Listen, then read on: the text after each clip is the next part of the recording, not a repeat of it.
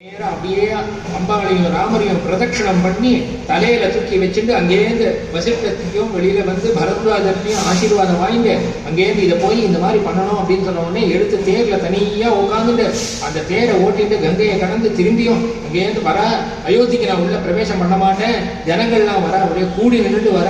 ஆஹா பாதுகா கிடைச்சிட்டோ, இந்த பாதுகை தான் இனிமே ராஜ்யம் பண்ண போறது அப்படின்னு சொல்லி நேரம் வந்து அங்க பார்த்தா ஒரே கூட்டமா இருக்கு, ராஜ வீதியெல்லாம் இருக்கு. நான் உள்ள வரப்போறது இல்லை, வெளியில நந்தி கிராமம்னு ஒரு இடம் இருக்கு அயோத்திக்கு வெளியில, அந்த நந்தி கிராமத்துல தான் இங்க வந்து தனியா ஒரு சிம்மாசனத்தை போட்டு அங்கேயே வந்து ராம பாதுகை எல்லாமே சர்வமும் ராம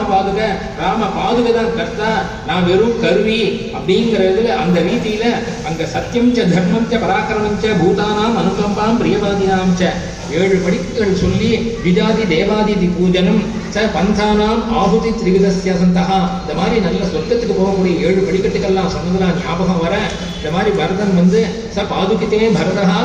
பிரதாபவான் ஸ்வலங்கிருத்தே சம்பத்கிருத்திய தர்மவிதே பிரதட்சிணம் செய்வ சகார ராகவம் சகார ச உத்தமநாத மூர்தனி, தலையில தூக்கி வச்சுண்டு அந்த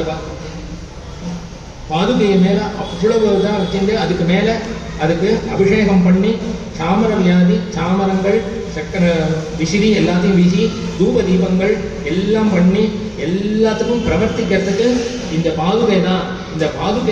பாதுகை மூலமா தான் எல்லாமே நடக்க போறது. பாதுகே தொவிஷிச்சாத நந்தி கிராமே அவதத்ததா ச பாலவ்யஜனம் சத்ரம் தாரயாமாச சஸ்வயம் பரதஹ சாசனம் சர்வம் பாதுகாபியாம் நவேதயத் பாதுகே த்வாம் அபிஷிச்சாத நந்தி கிராமோ பவத்ததா ச பாலவ்யஜனம் சத்ரம் தாரயாசாச ஸ்வயம்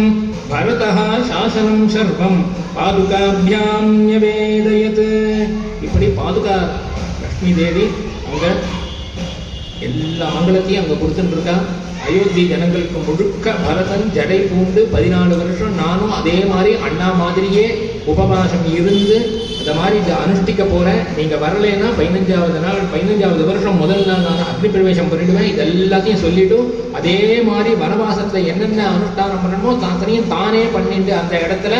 இதை மட்டும் பண்ணிட்டு வரா. இங்கேருந்து தான் எல்லா ராஜ்யங்க வேலைகள் எல்லாம் நடக்க போறது. இதை மாதிரி இருக்கா யதாகியதே காரியமுபைதி கிஞ்சிது உபாயனம் சோபகிருதம் மகார்கம் ச பாதுகாபியாம் பிரதமனம் நிவேத்திய சகார பశ్చాத் பரதோ யதாவத் இப்படின்னு சொல்லி பரத